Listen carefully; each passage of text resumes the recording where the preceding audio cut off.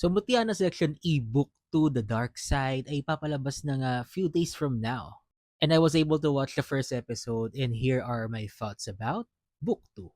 Unang-una sa mga artista, sa mga actors, they have shown a new level of maturity. Maturity in a way na mas nahasa na nga sila sa pag-acting. Kasi nga, first episode pa lang, kitang-kita mo na agad yung mga iba't ibang emosyon na pinapakita nila. Pero yung fun and charm ng kanilang characters ay nandun pa din. Ako honestly, yung book 1, feeling ko talaga pambata siya, pang teenager, ganon. Kasi nga ang kukulit ng mga ulupong pero itong book 2 talagang mukhang seryoso na talaga siya. Well, not all throughout seryoso pero yung mga mas itatakal nilang mga eksena rito mukhang mga mas serious na. Kasi dito sa episode 1, merong isang eksena rito si JJ na parang, hala, ginawa nila yun.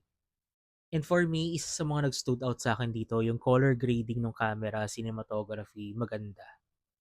Basta, episode 1 pa lang kakapit na talaga kayo agad.